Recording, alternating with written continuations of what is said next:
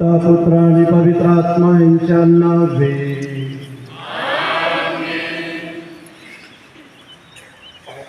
माझ्या प्रिय बंधू भगिनींनो, प्रायश्चित्त काळातील गेली 5 सप्ताह आपण दयाकृत्य आणि आत्मत्याग करून प्रभूच्या पुनरुत्थानाच्या उत्सवाची पूर्वतयारी करीत आहोत.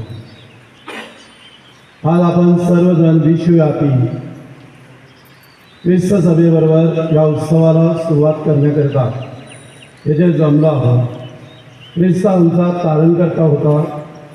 तारणकर्ता म्हणून त्याला दुःख, मरण आणि पुनरुत्थान या अवस्थेमधून जाणे अगत्याचे होते. यासाठी ख्रिस्ताने मोठ्या विजयाने आपल्या यरूशलेमच्या पवित्र नगरीत प्रवेश केला. ज्या प्रवेशाने आमच्या तारण कार्याला सुरुवात झाली, त्या प्रवेशाचे आपण भक्तिभावनेने स्मरण करूया व ख्रिस्ताबरोबर श्रद्धेने मार्गक्रमण करूया. क्रूसावरील त्याच्या दुःखात सहभागी झाल्यामुळे आम्हाला त्याच्या पुनरुत्थानात व नवजीवनात सहभाग मिळेल अशी आम्हाला आशा आहे. आपण प्रार्थना करूया.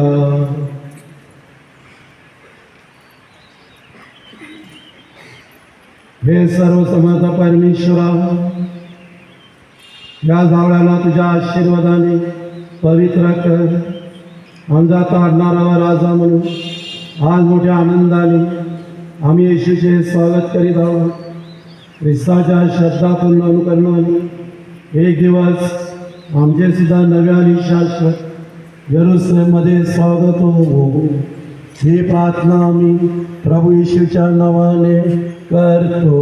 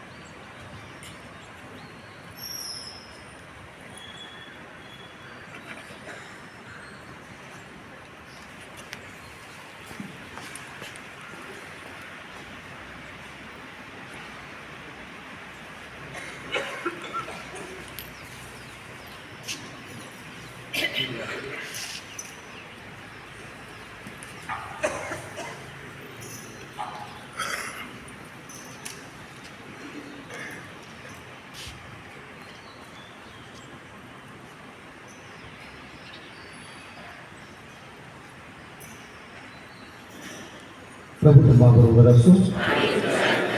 मत्ते लिखित शुभवर्तमानातून घेतलेले वाचन. यरूशलेम जवळ आले असता जैतुनाच्या डोंगरापाशी बेतफगे येथवर पोहोचले तेव्हा येशूने 2 शिष्यांना सांगून पाठवले की तुम्ही समोरच्या गावात जा, म्हणजे लागलीच तिथे बांधून ठेवलेली एक गाढवी व तिच्याजवळ शिंगरू तुम्हास आढळेल. ती सोडून माझ्याकडे आणा. आणि कोणी तुम्हास काही म्हटले तर प्रभूला याची गरज आहे असे सांगा. तो ती ताबडतोब पाठवेल. संदेश त्याच्याद्वारे जे सांगितले होते ते पूर्ण व्हावे म्हणून हे असे झाले. सियोनाच्या कन्येला सांगा, पहा तुझा राजा तुझ्याकडे येत आहे. तो सौम्य आहे म्हणून तो गाढवावर म्हणजे गाढवीच्या शिंगरावर बसलेला आहे. तेव्हा शिष्यांनी जाऊन येशूच्या आज्ञेप्रमाणे केली. गाढवी व शिंगरू आणून त्यांनी त्यावर आपली वस्त्रे घातली व तो त्यावर बसला. तेव्हा लोकसमुदायातील बहुतेकांनी आपली वस्त्रे वाटेवर पसरली. काही झाडाच्या डहाळ्या तोडत होते व ते वाटेवर पसरीत होते. आणि पुढे चालणारे व मागे चालणारे लोक गजर करीत राहिले, दाविदाच्या पुत्राला होसाना, परमेश्वराच्या नावाने येणारा आहे तो धन्यवादी, ऊर्ध्वलोकी होसाना. तो यरूशलेमेत आल्यावर सर्व नगर गजबजले व म्हणाले, हा कोण? लोकसमुदाय म्हणाले, गालिलातील नाझरेताहून आलेला हा येशू संदेशकार होय.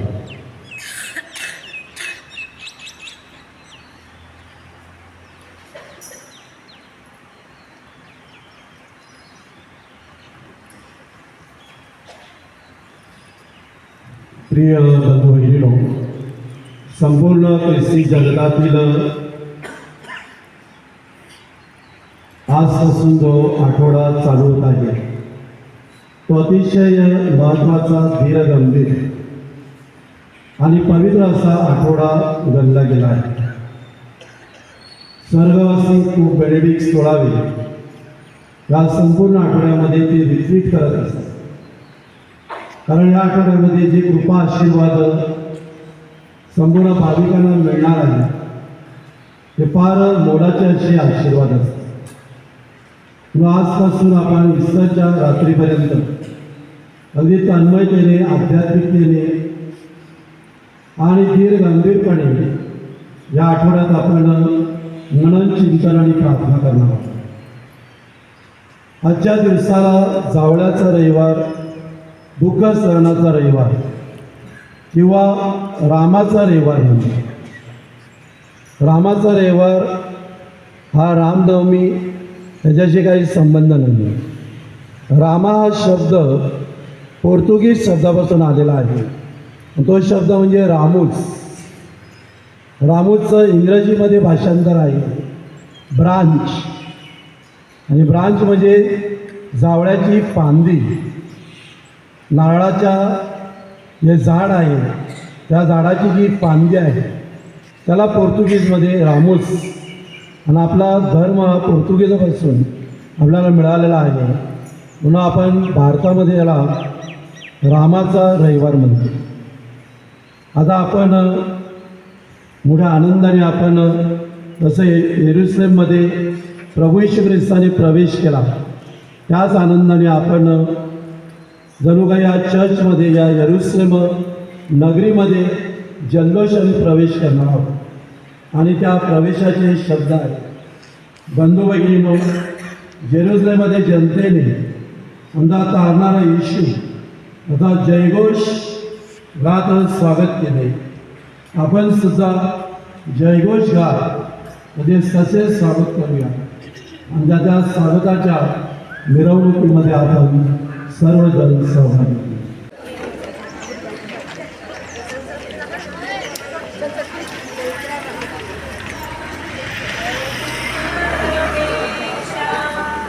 त्यांच्या स्वागतास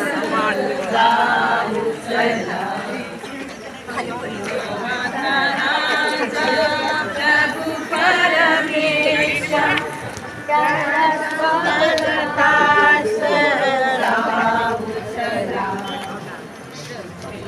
प्रभूची त्याचे चराचर सकलाचा भार सांभाळी.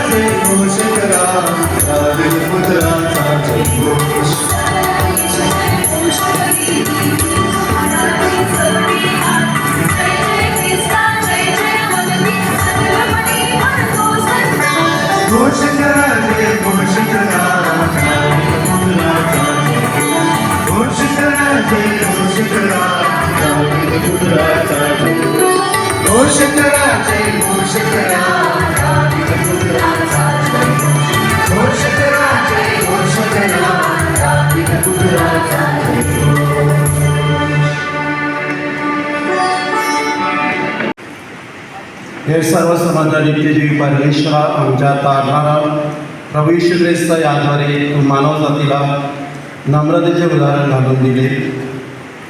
मानव होऊन भक्तसार प्राणार्पण करून त्याने तिची इच्छा पूर्ण केली.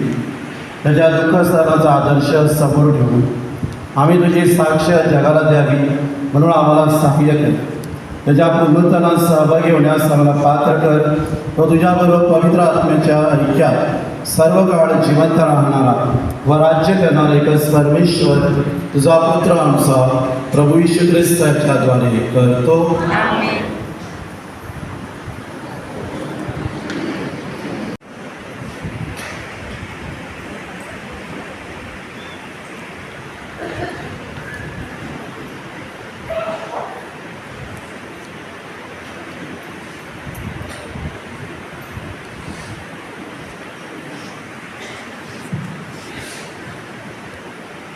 संत मातेचे शुभवर्तमानातून घेतलेले आमच्या प्रभू येशू ख्रिस्ताचे दुःख सहन.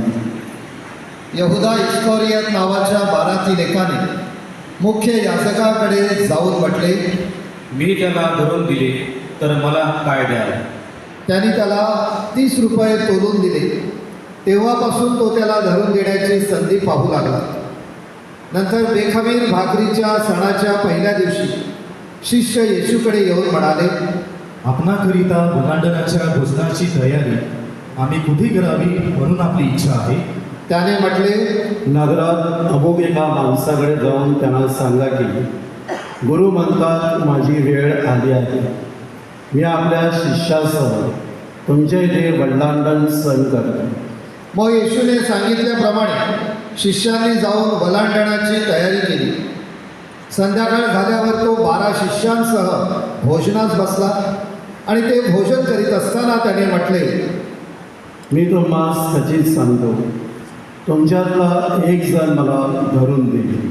तेव्हा ते फार खिन्न झाले आणि प्रत्येक जण विचारू लागला, प्रभूजी, मी तर नाही ना? त्याने उत्तर दिले, ज्याने माझ्याबरोबर ताटात हात घातला आहे तोच मला धरून देईल. मनुष्याच्या पुत्राविषयी जसे लिहिले आहे तसा तो जातो खरा, परंतु जो मनुष्याच्या पुत्राला धरून देतो त्या मनुष्याची केवढी दुर्दशा होणार. तो मनुष्य जन्माला नसता तर ते त्याला बरे झाले असते. तेव्हा त्याला धरून देणारा यहुदा याने विचारले, गुरुजी, मी तर नाही ना? तो त्याला म्हणाला, होय तूच. मग ते भोजन करीत असताना येशूने भाकर घेतली आणि आशीर्वाद देऊन ती मोडली व शिष्यास देऊन म्हटले, घ्या आणि खा, हे माझे शरीर आहे. आणि त्याने प्याला घेतला व उपकार स्तुती करून तो त्यास दिला आणि म्हटले, तुम्ही सर्वजण ह्यातून प्या, हे माझे कराराचे रक्त आहे.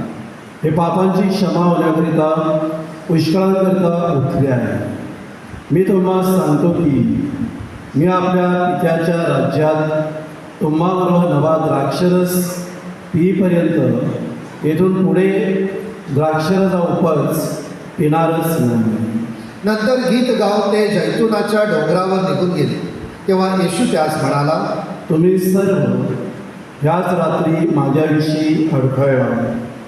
तर असा शास्त्रलेख आहे की मी मेंढपाळांना मारेन आणि गणपाच्या मेंढराची दाणादाण होईल. परंतु मी उठवला गेल्यानंतर तुमच्या आधी गाडीलाच जाईल. पेत्राने त्याला उत्तर दिले, आपणाविषयी सर्व अडखळले तरीही मी कधीही अडखळणार नाही. येशूने त्याला म्हटले,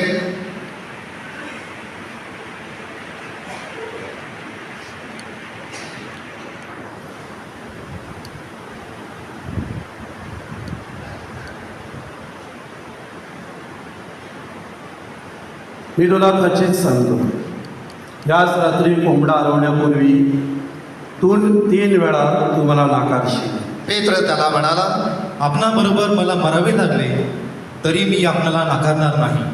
सर्व शिष्यांनीही तसेच म्हटले. नंतर येशू शिष्यांबरोबर गेत्सेमाने नावाच्या ठिकाणी आला आणि त्यास म्हणाला, मी पुढे जाऊन प्रार्थना करीपर्यंत इथे बसा.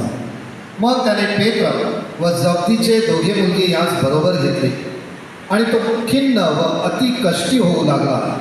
तेव्हा त्याने त्यास म्हटले, माझा जीव मरणप्राय अति खिन्न झाला आहे. तुम्ही इथे थांबा आणि माझ्याबरोबर जागे राहा. मग तो थोडासा पुढे जाऊन पालथा काढला आणि त्याने अशी प्रार्थना केली, हे माझ्या बापा, शक्य होईल तर हा प्याला माझ्यावरून टळून जावं. तथापि माझ्या इच्छेप्रमाणे नको तर तुझ्या इच्छेप्रमाणे हो. मग तो शिष्यांकडे आला आणि ते झोपी गेले आहेत असे पाहून पेत्राला म्हणाला, काय तुमच्याने घटकाभरही माझ्याबरोबर जागवत नाही? तुम्ही परीक्षेत पडू नये म्हणून जागृत राहा व प्रार्थना करा. आत्मा उत्सुक आहे खरा, पण देह अशक्त आहे. आणखी त्याने दुसऱ्यांदा जाऊन प्रार्थना केली, हे माझ्या बापा, हे मी प्याल्याशिवाय टळून जात नाही तर तुझ्या इच्छेप्रमाणे हो.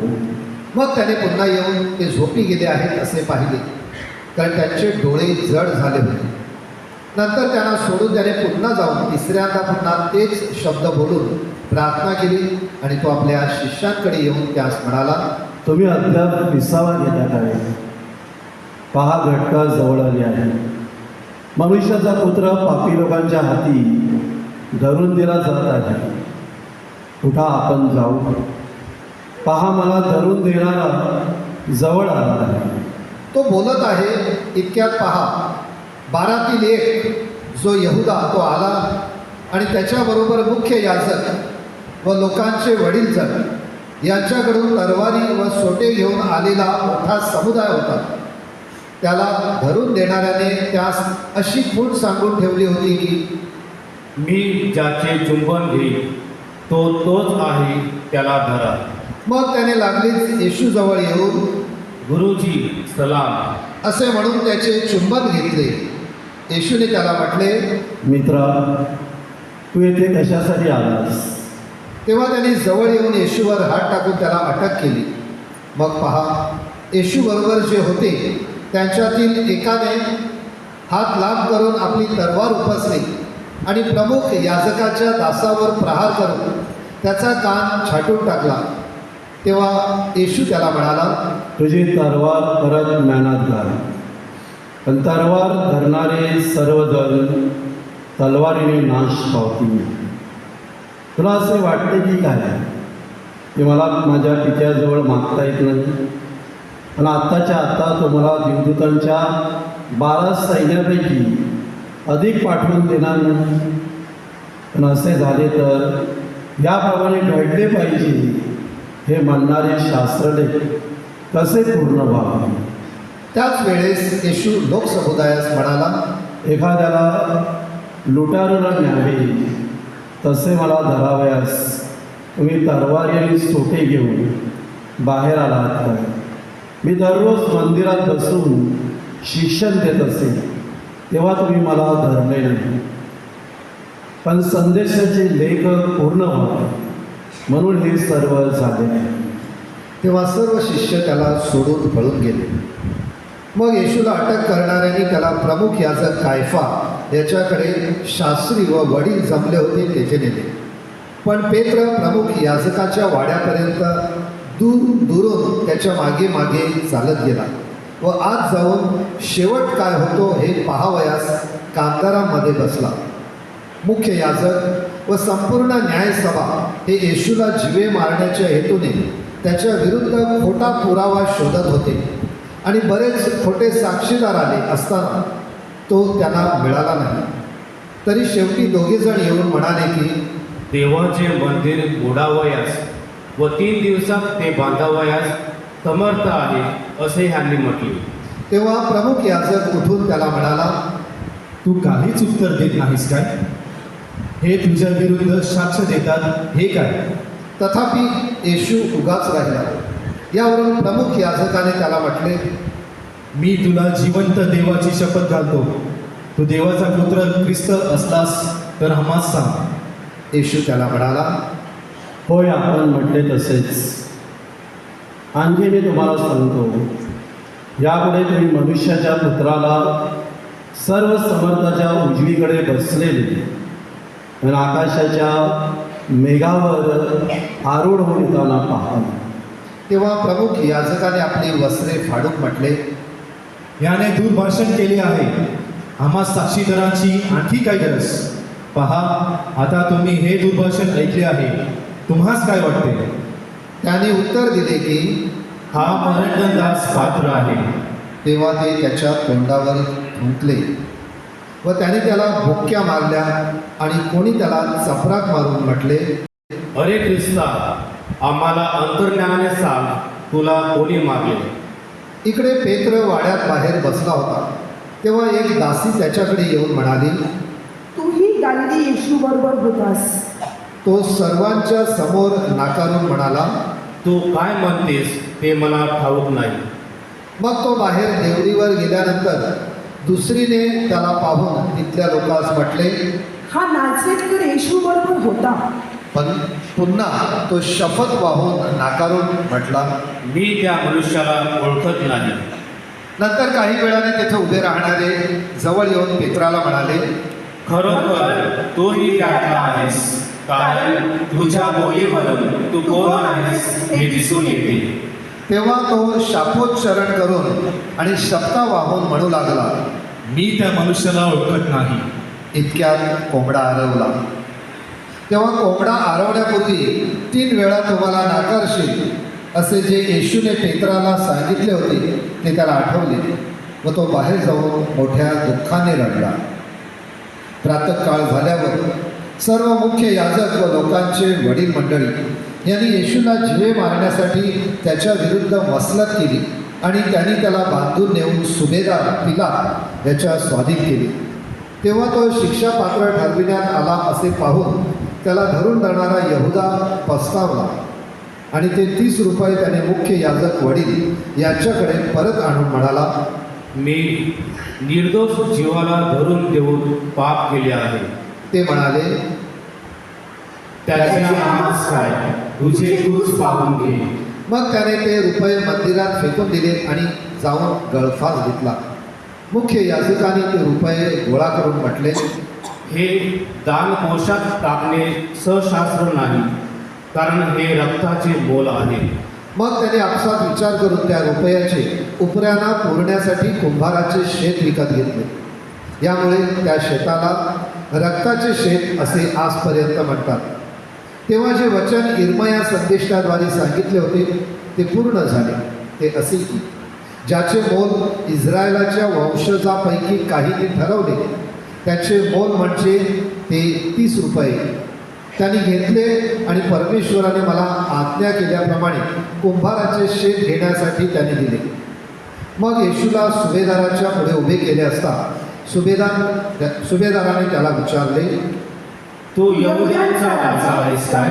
येशूने त्याला म्हटले, आपण म्हणता तसेच. मुख्य याजक व वडील हे त्याच्यावर दोषारोप करीत असतात. त्याने काहीच उत्तर दिले नाही. तेव्हा पिलात त्याला म्हणाला, हे तुझ्या विरुद्ध किती गोष्टीबद्दल साक्ष देतात, हे तुला ऐकू येत नाही काय? परंतु त्याने एकाही आरोपाला काही उत्तर दिले नाही. याचे सुभेदाराला फार आश्चर्य वाटले.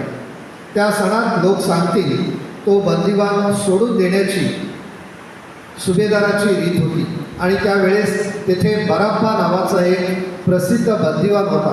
यास्तव ते जमल्यावर पिलाताने त्यास म्हटले, मी तुम्हाकरिता कोणाला सोडून द्यावे म्हणून तुमची इच्छा आहे, बरब्बाला किंवा ख्रिस्त असलेल्या येशूला? कारण त्याने येशूला हेव्याने धरून दिले हे त्याला ठाऊक होते. तो न्यायस्थानावर बसला असता त्याच्या पत्नीने त्यास निरोप पाठवला, त्या नीतिमान मनुष्याच्या बाबतीत आपण पडू नये, कारण आज स्वप्नात त्याच्यामुळे मला फार यातना झाल्या. इकडे मुख्य याजक व वडील यांनी बरब्बाला मागून घ्यावे आणि येशूचा नाश करावा म्हणून लोकसमुदायाचे मन वळवले. सुभेदाराने त्यास विचारले, तुम्हाकरिता ह्या दोघातून कुणाला सोडून द्यावे अशी तुमची इच्छा आहे? ते म्हणाले, बरोबर. पिलाताने त्यास म्हटले, तर ख्रिस्त म्हटलेल्या येशूचे मी काय करावे? सर्व म्हणाले. त्याला वधस्तंभावर खिळून टाका. तो म्हणाला, का बरे? त्याने काय वाईट केले आहे? परंतु ते फारच आरडाओरडा करीत म्हणाले, त्याला वधस्तंभावर खिळून टाका. यावरून आपले काही चालत नाही, उलट अधिकच गडबड होत आहे असे पाहून पिलाताने पाणी घेऊन लोक समुदायासमोर हात धुवून म्हटले, मी ह्या मनुष्याच्या रक्ताविषयी निर्दोष आहे, तुमचे तुम्हीच पहा. सर्व लोकांनी उत्तर दिले की त्याचे रक्त आम्हावर आणि आमच्या मुलाबाळावर असो. तेव्हा त्याने त्यांच्याकरिता बारब्बाला सोडले आणि येशूला फटके मारून वधस्तंभावर खेळण्याकरिता शिपायांच्या स्वाधीन केले. नंतर सुभेदारांच्या शिष्यांनी येशूला वाड्यात नेले आणि सगळी तुकडी त्याच्या विरुद्ध जमवली. त्याने त्याची वस्त्रे काढून त्याच्या अंगात किरमिजी झगा घातला, काट्याचा मुकुट गुंफून त्याच्या मस्तकावर ठेवला, त्याच्या उजव्या हातात वेद दिला आणि त्याच्यापुढे गुडघे टेकून, हे यहुद्यांचा राजा, नमस्कार. असे म्हणून त्याने त्याची थट्टा मांडली. ते त्याच्यावर थुंकले. तोच वेद घेऊन ते त्याच्या मस्तकावर मारू लागले. मग त्याने थट्टा केल्यावर त्याने त्याच्या अंगातून जो झगा काढून त्याची वस्त्र त्याच्या अंगात घातली आणि ते त्याला वधस्तंभावर खेळण्याकरिता घेऊन गेले. ते बाहेर जात असता सिमोन नावाचा कोणी एक कुरेनेकर मनुष्य त्यास आढळला. त्याला त्याने वधस्तंभ वाहण्याकरिता वेठीस धरले. मग गोल्गोथा नावाची जागा म्हणजेच कवटीची जागा येथे येऊन पोचल्यावर त्याने त्याला पित्त मिश्रित द्राक्षरस प्यावयास दिला. परंतु तो चाखून पाहिल्यावर तो पेईना. त्याला वधस्तंभावर खेळल्यावर त्याने चिठ्ठ्या टाकून त्याची वस्त्रे वाटून घेतली. नंतर तेथे ते बसून त्याच्यावर पहारा करीत राहिले. त्याने त्याच्यावरील दोषारोपाचा लेख त्याच्या डोक्याच्या वर लावला. तो असा, तो यहुद्यांचा राजा येशू आहे. त्यावेळी त्यांनी त्याच्याबरोबर 2 लुटारू, एक उजवीकडे आणि एक डावीकडे असे वधस्तंभावर खेळले आणि जवळून येणारे जाणारे डोकी हलवीत त्याची अशी निंदा करीत होते की, अरे, मंदिर मोडून 3 दिवसात बांधणारा स्वतःचा बचाव कर. तू देवाचा पुत्र असलास तर वधस्तंभावरून खाली उतर. तसेच मुख्य याजकही शास्त्री वडील त्यांच्या समवेत थट्टा करीत म्हणाले, त्याने दुसऱ्यांना वाचवले, त्याला स्वतःला वाचवता येत नाही. तो इस्रायलचा राजा आहे. त्याने आता वधस्तंभावरून खाली उतरावे, म्हणजे आम्ही त्याच्यावर विश्वास ठेवू. तो देवावर भरोसा ठेवतो. तो त्याला हवा असेल तर त्याने त्याला आता सोडवावे, कारण मी देवाचा पुत्र आहे असे जो म्हणत असेल. जे लुटारू त्याच्याबरोबर वधस्तंभावर खेळलेले होते त्यांनीही त्याची तशीच निंदा केली. मग दुपारी 6व्या तासापासून 9व्या तासापर्यंत देशभर अंधार पडला आणि सुमारे 9व्या तासाला येशूने मोठ्याने आरोळी मारून बोलला, एली एली लमा सबक्तनी. म्हणजेच माझ्या देवा तू माझा त्याग का केलास. तेथे जे उभे होते त्यांच्यातील कित्येकाने हे ऐकून म्हटले, तो एलियाला हाक मारतो. मग त्यांच्यातून एकाने लगेच धावत जाऊन स्पंज घेतला आणि तो आंबेने भरून बोरूच्या टोकावर ठेवून त्याला चोखावयास दिला. इतर म्हणाले, असू दे, एलिया त्याचा बचाव कराव्यास येतो की काय हे आपण पाहू. मग येशूने पुन्हा मोठ्याने ओरडून प्राण सोडला. 100 शांत.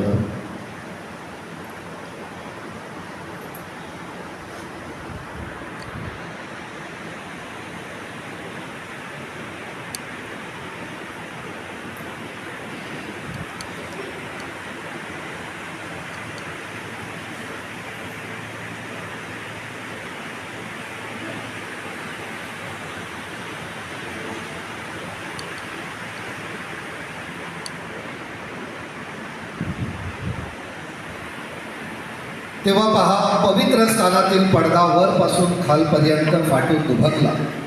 भूमी कापली, खडक फुटले, खडगी उघडली आणि मरण पावलेल्या पवित्र जणातील पुष्कळ शरीरे उठवली गेली. ते त्याच्या पुनरुत्थानानंतर खडग्यातून निघून पवित्र नगरात गेले आणि अनेकांना दिसले. शताधिपती व त्याच्याबरोबर येशूवर पहारा करणारे हा भूमिकंप आणि घडलेल्या गोष्टी पाहून अत्यंत भयभीत झाले व म्हणाले, खरोखर हा देवाचा पुत्र होता. तेथे पुष्कळ स्त्रिया दुरून हे पाहत होत्या. त्या येशूची सेवा करीत गालिलाहून त्याच्या मागे आल्या होत्या. त्यांच्यामध्ये मरिया मग्दालिया, याकोब व योसेफ यांची आई मरिया व जब्दीच्या मुलांची आई त्या होत्या. मग संध्याकाळ झाल्यावर अरिमथाईतील योसेफ नावाचा एक धनवान मनुष्य आला. हाही येशूचा शिष्य होता. त्याने पिलाताकडे जाऊन येशूचे शरीर मागितले. तेव्हा पिलाताने ते द्यावयाची आज्ञा केली. योसेफाने ते शरीर घेऊन तागाच्या स्वच्छ वस्त्रात गुंडाळले. ते त्याने खडकात खोदलेल्या आपल्या नव्या कबरेत ठेवले. एक मोठी धोंड लोटून ती कबरेच्या दाराला लावली आणि तो निघून गेला. पण तेथे कबरेसमोर मरिया मग्दालिया व दुसरी मरिया या बसल्या होत्या. दुसऱ्या दिवशी म्हणजेच तयारीनंतरच्या दिवशी मुख्य याजक आणि परुषी पिलाताकडे जमून म्हणाले, महाराज, तो जिवंत असता 3 दिवसानंतर मी उठेल असे म्हणाला होता. ह्याची आम्हास आठवण आहे. म्हणून 3ऱ्या दिवसापर्यंत कबरेचा बंदोबस्त करावयास सांगावे, नाहीतर कदाचित त्याचे शिष्य येऊन त्याला चोरून घेतील आणि तो मेलेल्यांतून उठला आहे असे लोकांस सांगतील. मग शेवटची फसगत पहिल्यापेक्षा वाईट होईल. पिलात त्यांना म्हणाला, तुमच्याजवळ पहारा आहे, जा, तुमच्याने होईल तसा बंदोबस्त करा. मग पहारा बरोबर घेऊन ते गेले आणि त्याने धोंडीवर शिक्कामोर्तब करून कबरेचा बंदोबस्त केला.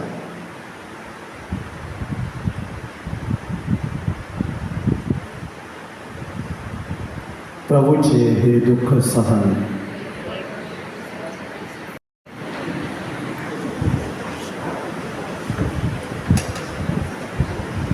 मिरसाळे जमलेल्या माझ्या प्रिय बंधू भगिनीनो, क्रीडा जगतामध्ये एक खेळ आहे, त्याला क्रिकेट म्हणतात. आणि हा क्रिकेट विशेष करून भारतात जो ब्रिटिशांनी आणलेला आहे तो लाखो करोडो लोकांच्या गळ्यातील ताईत बनलेला आहे. असं एक वर्ष 1996चं होतं आणि त्या वर्षी भारत, पाकिस्तान आणि श्रीलंका यांच्या संयुक्त विद्यमाने भारतामध्ये वर्ल्ड कपचं आयोजन केलेलं होतं आणि वर्ल्ड कप भारतामध्ये प्रथमच जिंकेल अशी प्रत्येकाने आशा ठेवलेली होती. भारतीय संघ खूप चांगला होता आणि भारतात प्रथमच क्रिकेट विश्वकप जिंकण्याचा प्रत्येकाने मनाशी चंग बांधलेला होता. सगळ्या ठिकाणी पूजा, हवन, प्रार्थना सर्व खेळाडूंसाठी होत होत्या. स्टेडियम्स लोकांनी भरत होती. एकामागून एक भारत सामने जिंकत होते. उत्पादन फेरीपर्यंत भारत गेलं सेमीफायनल आणि इडन्स गार्डनवर सेमीफायनलची मॅच भारत आणि श्रीलंका यांची होती. दुपारी 2:30 वाजता मॅच चालू झाली. पहिल्या आणि दुसऱ्या ओव्हरमध्येच श्रीलंकेचे 2 आघाडीचे फलंदाज गारद झाले. जयसूर्या आणि कालुवितरणा हे ज्यांनी सेमीफायनलला पोहोचेपर्यंत फार फटकेबाजी फलंदाजी त्यांनी केलेली होती. पण दोघे शून्यावर बाद होते. संपूर्ण स्टेडियम लोकांनी डोक्यावर घेतलेलं होतं. सर्व भारतीय खेळाडूंची वाहवा चाललेली होती. जल्लोष चाललेला होता. झेंडे भारतीय हे उडवले जात होते.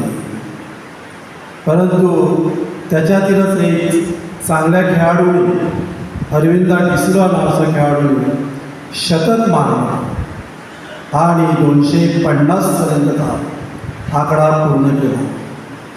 भारत हा आकडा सहज पूर्ण करेल, कारण अन्य देशाबरोबर भारताने 250पेक्षा जास्त अशा रनचा पाठलाग केलेला होता आणि 254 रन्स म्हणजे काहीच नाही. परंतु माझ्या आपली बंधू भगिनींनो, दुर्दैवाने भारताची फलंदाजी ही ढेपाळली. एकामागून एक फलंदाज गारद होत गेले. त्यांच्या फिरकी बॉलरने, गोलंदाजांनी भारताचा कंबरडा मोडला आणि 87ला 7 विकेट अशी दुर्दैवी अवस्था. सर्व स्टेडियमच्या लोकांनी जाळपोळ सुरुवात केली. प्लास्टिकच्या बाटल्या ग्राउंडवर फेकण्यास सुरुवात. कलकत्त्याच्या त्या लोकांनी ग्राउंडवरून खेळाडूंना मारण्याचा प्रयत्न केला. सर्व श्रीलंकन खेळाडू एकवटले आणि त्यांना हे वरिष्ठांना सांगितलं की हा सामना पुढे जाऊ शकत नाही. तो सामना तिथेच रद्द करण्यात आला. संपूर्ण जगभर भारताची नामुष्की झाली. भारताचा अपमान झाला. ज्या खेळाडूंनी चांगले खेळ केलेला होता, परंतु ते उत्पन्न फेरीतून फायनलमध्ये पोचू शकले नाही, म्हणून त्यांचा अपमान करण्यात आला. जेव्हा सामने संपले तेव्हा हे खेळाडू आपल्या घरी परत जाऊ शकले. अनेकांनी त्यांच्या घरासमोर दगडफेक केली. अनेक खेळाडू वेगवेगळ्या ठिकाणी जाऊन राहिले. आपल्या स्वतःच्या गावामध्ये ते येऊ शकले नाही, शहरामध्ये येऊ शकले. प्रिय बंधू भगिनींनो, ज्या लोकांनी या खेळाडूंना डोक्यावर घेतलेलं होतं, त्याच लोकांनी त्यांना डोक्यावरून खाली आकारलं. ज्याने त्यांना हारतुरे घातले होते त्यांनीच त्यांच्यावर वार केले. ज्याने त्यांच्या हातात हात घातलेला होता तोच हात त्यांनी त्यांचा झिटकारलेला. अशीच परिस्थिती माझ्या प्रिय बंधू भगिनी, 2000 वर्षापूर्वी जेव्हा प्रभू येशू ख्रिस्ताने पवित्र नगरीमध्ये प्रवेश केला, यरुसलेमच्या नगरीमध्ये विजयोत्साहाने प्रवेश केला आणि लोकांनी मोठ्या गर्जनेने सांगितलं, हा राजांचा राजा आहे, यहुद्यांचा राजा आहे. या राजाचा जय जयकार. आणि त्याच राजाला त्याच दिवशी संध्याकाळी लोकांनी सांगितलं, बरब्बासला सोडा, पण येशू ख्रिस्ताला क्रुसावर ठेवा. आम्हासाठी बराब्बास हवा आहे. बराब्बास एक गुंड त्यांना आवडतो. येशू ख्रिस्ताने तुमची दुखणी बरी केली, तुमचे आजार बरे केले, तुमच्यासाठी चमत्कार केला, तुम्हाला भोजन दिलं. तो येशू तुम्हाला नको होता. म्हणजे शिष्य पडाले, शिष्याने त्यांना नाकारलं. ज्याच्या हातात पैशाची थैली दिलेली होती, अशाने त्याचा विश्वासघात केला.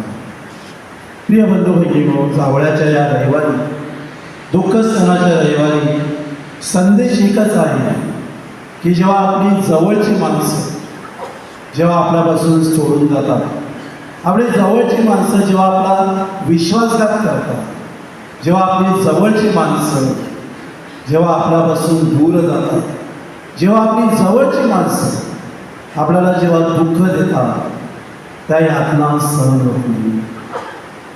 एकाच ताटात जेवणारी, एकाच प्यालात पिणारे, एकाच खाटेत झोपणारे, एकाच कृपा छत्राखाली, एकाच घरामध्ये राहणारे जेव्हा एकमेकांचे वैरी होतात, जेव्हा एकमेकापासून विभक्त होतात, एकमेकाचं तोंड पाहत नाही, त्यांच्यामधून विसर जात नाही, अशा वेळेला आपल्याला फार दुःख होतं.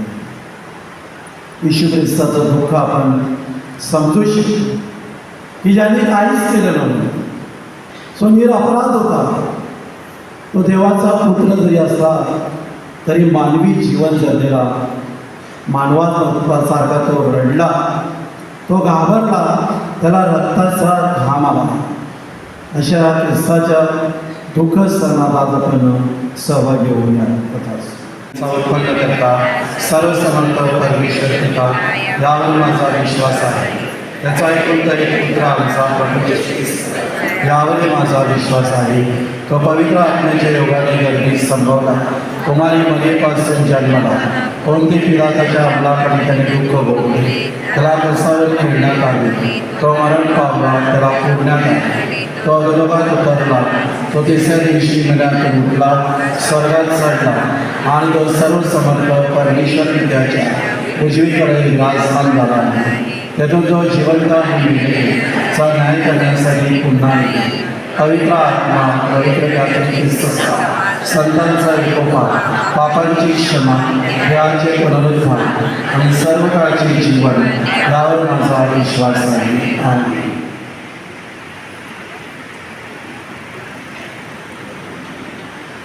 आपण आपल्या सर्व विनंत्या परमेश्वराच्या चरणाशी मांडूया. आपला प्रतिसाद. प्रभू आमची प्रार्थना आहे. प्रभू आमची प्रार्थना. आपले पोप लिओ, बिशप थॉमस, धर्मगुरू व व्रतस्थ यांनी प्रभूच्या प्रेमाचा व शांतीचा संदेश देऊन भाविकांना परमेश्वराच्या जवळ येण्यास मार्गदर्शन करावे, म्हणून आपण प्रार्थना करूया. आज प्रभू आपल्या राजवैभवात जेरुसलेम नगरीत प्रवेश करीत आहे. लोक हर्षाने व आनंदाने राजांच्या राजाचे भव्य दिव्य स्वागत करतात. प्रभूच्या सामर्थ्यशाली वैभवाचा या पवित्र आठवड्यात आपणास जवळून अनुभव यावा, म्हणून आपण प्रार्थना करूया. प्रभू आमची प्रार्थना. स्वतःच्या जीवनाचे आत्मपरीक्षण करून आदर्श जीवन जगण्यास आपणास प्रेरणा मिळावी, म्हणून आपण प्रार्थना करूया. दुःख, वेदना, संकटे ही प्रत्येकाच्या जीवनाचा भाग आहे. आपल्या दुःखाकडे आपणास नेहमी सकारात्मक दृष्टीने पाहता यावे, म्हणून आपण प्रार्थना करूया.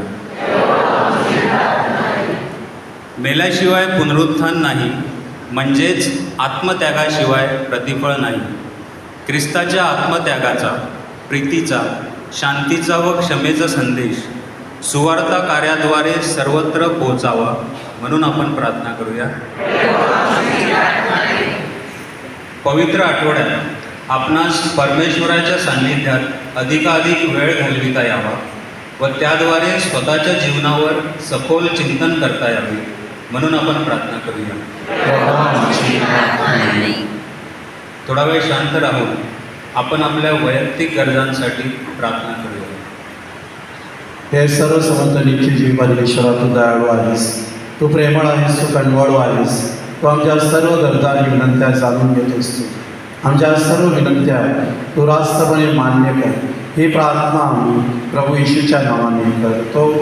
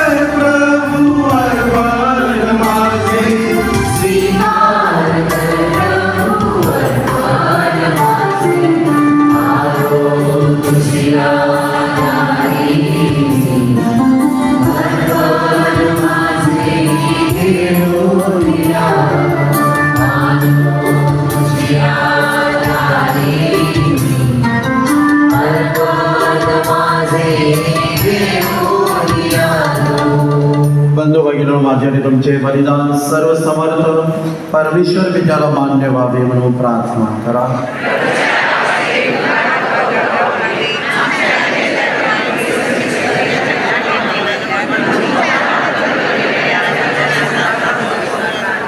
हे प्रभू, तुझा एकच पुत्र येशू, ह्याच्या यातना आणि मृत्यूमुळे आम्ही तुला प्रिय बनलो.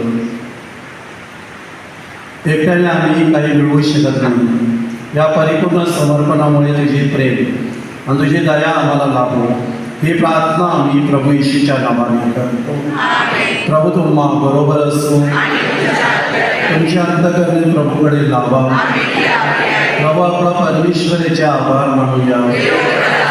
हे प्रभू, पवित्र विद्या सर्व समर्थ शाश्वत परमेश्वर आमच्या प्रभू येशू ख्रिस्ताद्वारे आम्ही तुझे नित्य आणि सर्वत्र आभार मानू. हे योग्य व आनंददायक आहे, ते आमचे कर्तव्य आहे. कारण पापरहित असूनही प्रभू येशूने आम्हाकरिता स्वेच्छेने दुःख सहन केले. निर्दोष असूनही आम्हाला दोषमुक्त करण्यासाठी त्याने मरण स्वीकारले. आपल्या मरणाने त्याने आमची पापे नष्ट केली. आपल्या पुनरुत्थानाने त्याने आम्हाला आध्यात्मिक नवजीवन मिळवून दिले. म्हणून हे प्रभू, सर्व दूतगणांना आम्ही तुझ्या आनंदाने सदा सर्वदा गौरव गीत गात म्हणतो.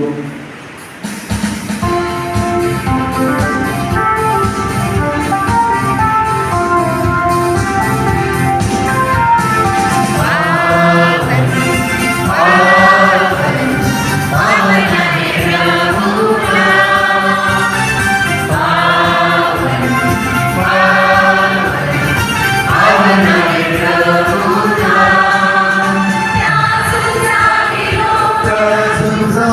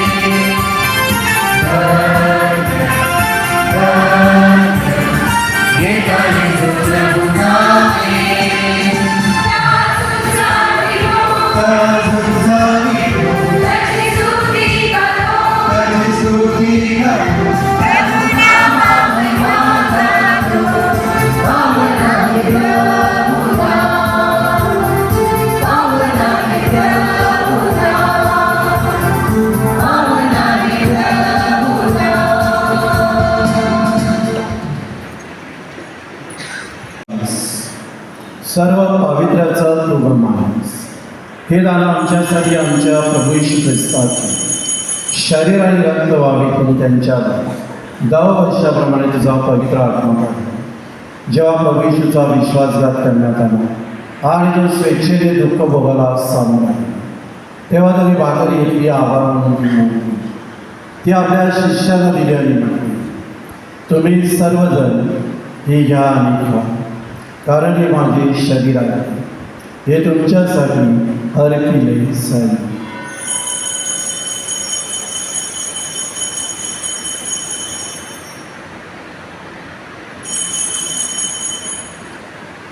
भोजन झाल्यानंतर त्यांनी प्याला घेतला, पुन्हा तुझे आभार मानले आणि तो प्याला आपल्या शिष्याला दिला आणि म्हटले, तुम्ही सर्वजण हा घ्या आणि यामधून प्या, कारण हा माझ्या रक्ताचा प्याला आहे, नव्या आणि शाश्वत कराराची रक्त आहे, हे तुमच्या आणि पुष्कळांच्या पापक्षमेसाठी ओतले जाईल. हे माझ्या आठवणीसाठी करा.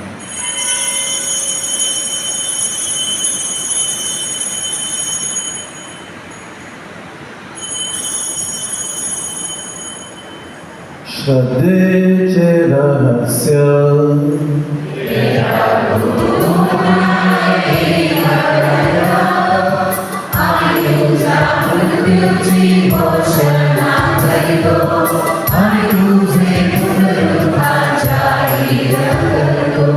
हे प्रभू ख्रिस्ताच्या मरणाची आणि पुनरुत्थानाची स्मृती साजरी करीत असताना आम्ही तुला जीवनाची भाकर आणि तारणाचा प्याला अर्पण करतो. तुझ्या समोर येण्यासाठी तुझी सेवा करण्यासाठी आम्हाला पात्र केल्याबद्दल आम्ही तुला धन्यवाद देतो. ख्रिस्ताचे शरीर आणि रक्त यांचा स्वीकार करीत असताना पवित्र आत्म्याद्वारे एक व्हावे असे आम्ही विनम्रपणे विनवितो.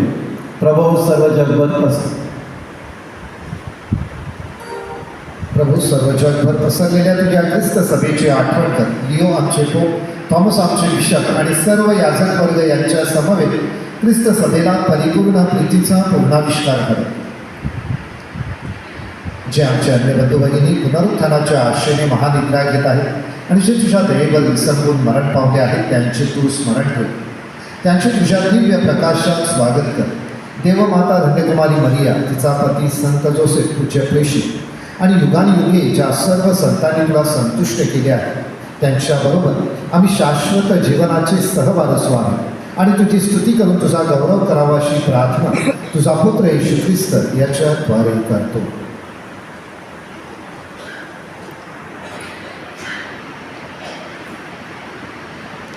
ख्रिस्ताद्वारे, ख्रिस्तासह आणि ख्रिस्ताठाई पवित्र आत्म्याच्या ऐक्यात हे सर्व समर्थ देव पित्या, तुझा सन्मान व गौरव सदा सर्वदा हो.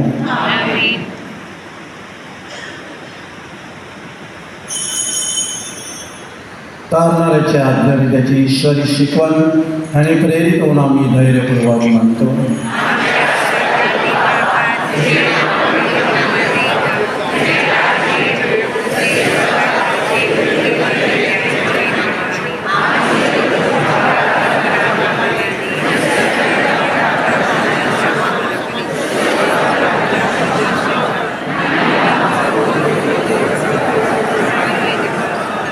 हे प्रभू, सर्व प्रकारच्या वाईटापासून आम्हाला सोडव असे आम्ही विनवितो. या जीवनात आम्हाला कृपापूर्वक शांती दे, म्हणजे दिव्य आशेचे रमदार तारणा येशू ख्रिस्त याच्या आगमनाची वाट पाहत असताना तुझ्या दयेच्या सहाय्याने आम्ही सर्व पापांपासून दूर राहू आणि सर्व प्रकारच्या चिंता विवंचनेपासून सुरक्षित असू. हे प्रभू येशू ख्रिस्ता, तू आपल्या प्रेषितांना म्हणालास, मी तुम्हासाठी शांती राखून ठेवतो, मी माझी शांती तुम्हाला देतो. आमच्या पापांकडे पाहू नकोस, तर तुझ्या जमलेल्या ख्रिस्त सभेच्या श्रद्धेकडे पहा आणि तिला तुझ्या इच्छेनुसार शांती व ऐक्य देण्याची कृपा कर.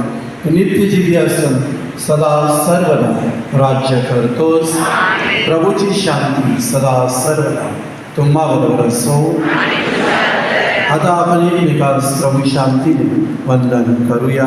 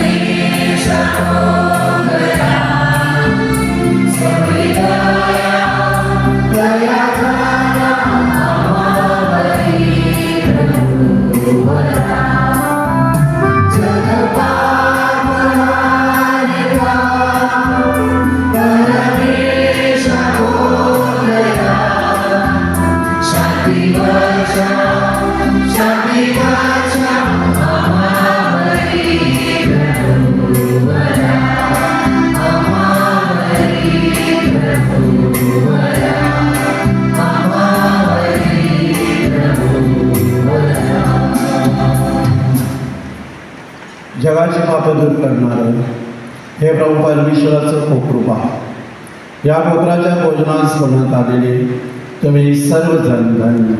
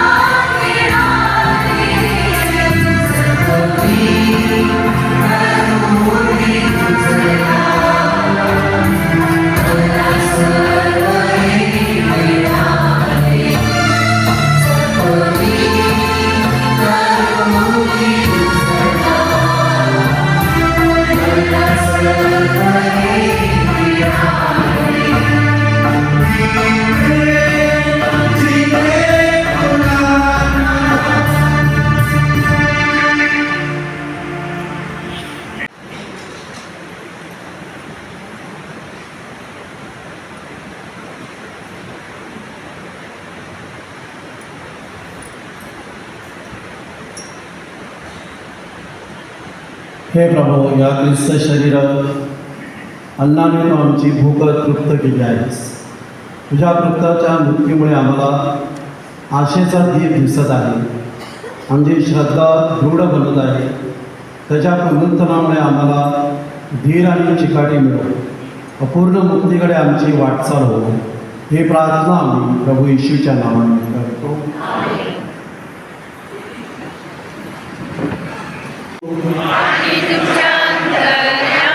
सर्वशक्तिमान सनातन भाऊ परमेश्वर, पिता पुत्र आणि पवित्र आत्मांचा आशीर्वाद तुम्हा सर्वांवर येवो. या प्रभूच्या दुःखस्थानात सहभागी होण्यासाठी तुम्हास पाठविण्यात येत आहे.